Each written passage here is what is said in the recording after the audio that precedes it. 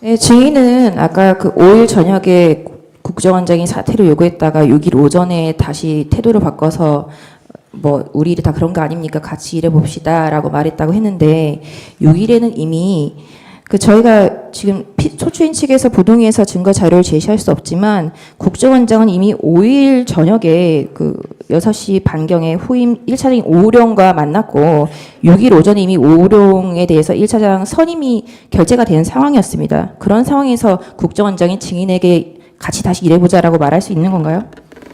그건 저한테 물어보실 게 아니라 국정원장한테 물어보시는 게 맞을 것 같고요. 저는 당시에 뭐 전반적인 네, 부분에 대해 알겠습니다. 프로세스를 이해할 수 있는 위치에 있지 않았습니다. 또 하나는 아까 말씀하신 네, 같이 알겠습니다. 일해보자고 하는 부분은 두 사람이 얘기한 게 아니라 2차장, 3차장, 기조일장이 다 있는 자리에서 얘기한 부분이라는 부분을 리마인드 시켜드리겠습니다. 네. 그리고 아까 방금 그 제 주신문에서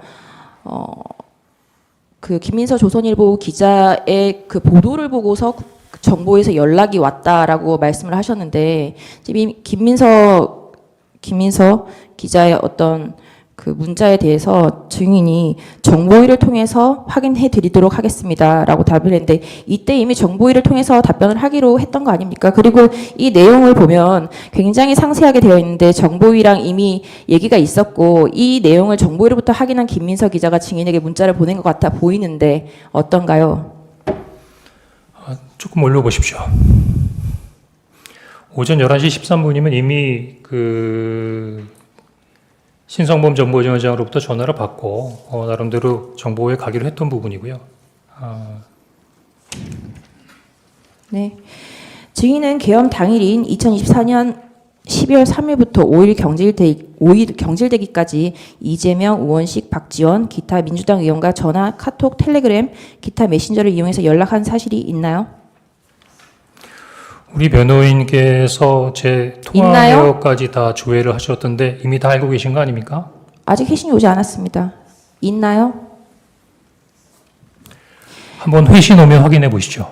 의제 125호증 다시 일을 재생해 주십시오. 의제 여기가 125호증의 일을 재생해 주십시오. 저기 변호인님, 제가 피의자로서 검사에게 조사받는 거 아니지 않습니까? 지금 증인이잖아요. 네, 죄송합니다. 지금 무슨 얘기를 네. 하려고 그러냐면 저는 사실은 준엄한 헌법재판소에서 증인으로 호출하셔서 당연히 국민의 의무로 여겨온 겁니다. 저 지금 공직자가 아니고 무직인 개인입니다. 그런 상태에서 재생해 주시죠. 시간이 갑니다.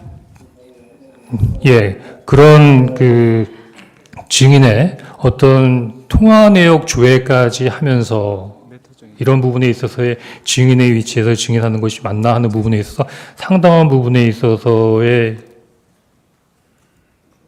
이 대안이 선포되고 0시 2분에 제가 홍장원 국정원 1차장에게 무슨 일인가 하고 물었고 홍장원 1차장은 저도 TV만 보고 있습니다. 이렇게 답이 왔습니다. 그래서 제가 다시 2시 28분경에 그래야만 합니다. 이렇게 네. 다음은 이렇게 다시 주의를 줬습니다가 그 박선원 의원의 워딩입니다. 증인은 국정원 1차장인데 야당 국회의원에게 주의를 받고 업무를 보고하는 사이였나요? 야당 국회의원이 아니고요. 정보위 간사입니다. 제가 보기에는 어느 부처도 마찬가지고 어느 기관도 마찬가지지만 해당 국회에 있는 상임위에 예를 들면 국정원 입장에서는 정보위하고는 수시로 정보위원회를 열고 때로는 정보위원장이나 정보위 간사들이 어떤 현안에 대해서는 뭐 물어본다거나 어떤 자료를 요청하는 이렇게 왕왕 있는 부분입니다. 네, 그럼 6일날 정보위에 출석하라고 연락이 된 의원은 누구인가요? 다시 한번 말씀해 주시죠. 증인이 6일날 정보위에 출석했지 않습니까? 그때 정보위에 나오라고 합의를 진행한 의원이 누구냐고요? 그거는 12월 6일 아침에 조선일보 기사를 보고 어떻게 된 거냐라고 물어봤던 신성범 정보위원장이십니다.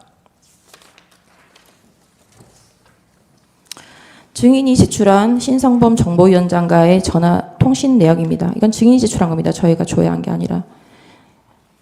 네. 예.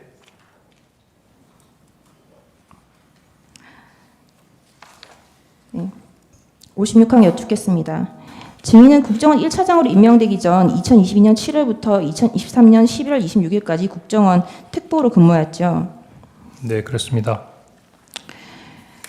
박선은 의원은 2024년 10월 29일경 국정원장 특보로 증인과 함께 근무했던 김모 공작 특보에 대하여 대북 공작비 예산을 유용했다는 의혹으로 고발하겠다고 하였죠. 예. 이때 증인도 김모 특보와 같이 공작금 유용 의혹으로 박선은 의원에게 약점을 잡혀 있었던 것 아닌가요?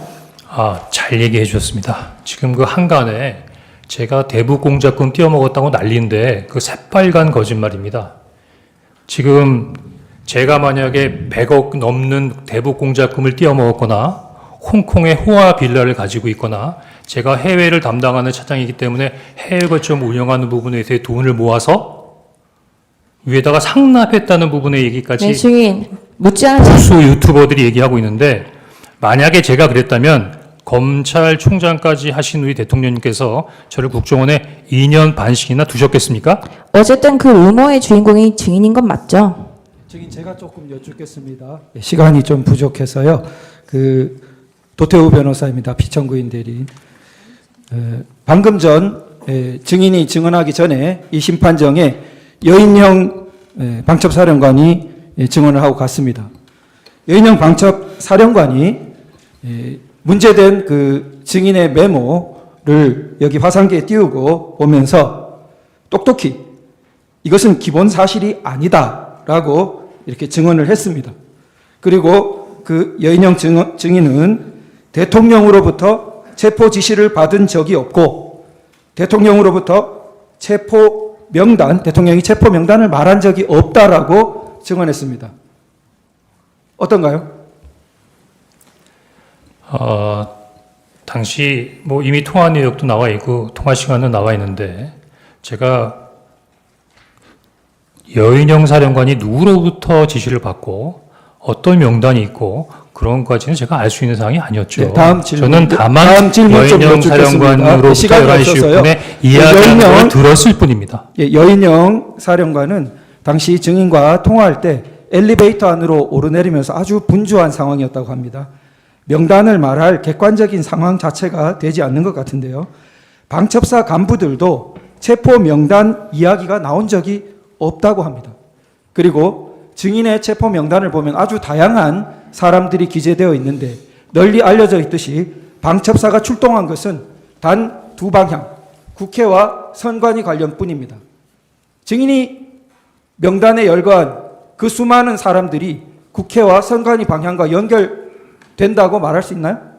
아니요. 저는 뭐 특별한 연관성을 갖고 한 게 아니라 여인영 사령관이 불러준 명단을 받은 거고요. 그럼 우리 변호인께서는 그 10명, 10여 명의 명단을 제가 지어냈다고 생각하시는 겁니까?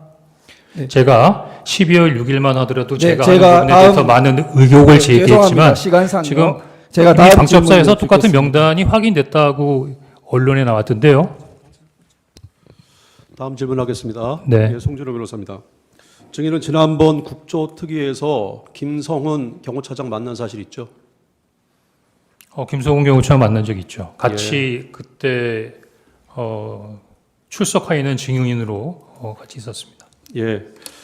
그때 김성훈 경호차장이 증인한테 이제 거짓말 좀 그만하시죠. 이렇게 물어보니까 증인이 미안하다, 가르마를 잘못 탔다 이렇게 대답한 적이 있죠. 새빨간 거짓말입니다.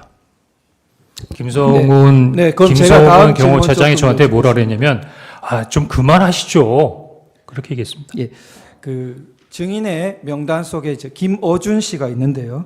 이 그 피청구인 대통령은 선관위만 이야기했고 여론조사 꽃 경우에는 알고 난 다음에 중단시킨 것이 있습니다. 그런데 이 그 여론조사 꽃 경우에는 그 출동한 인원 자체가 선관위와 관련되어서 선관위, 과천 그리고 관악 그 다음에 연수원 세 곳과 여론조사 꽃 이렇게 여인영 사령관이 말하고 있는데 그렇게 묶였기 때문에 IT 요원들이 간 것입니다. 그렇다면 그 증인의 이런 명단과는 관련이 없어 보이는데 어떤가요? 변호인님, 제가 이 관련된 부분에 대해 작전을 지시하거나 아니면 책임지는 책임자가 아니지 않습니까? 다만 도와줘라 라고 하는 말씀을 듣고 뭘 도와줄 건가를 물어보기 위해서 전화를 했고 그때 그 여인영 사령으로부터 들은 이야기를 그냥 전하는 겁니다. 그게 옳은지 그른지도 제가 판단할 수 있는 부분이 아니고 그냥 들은 이야기를 전하는 겁니다.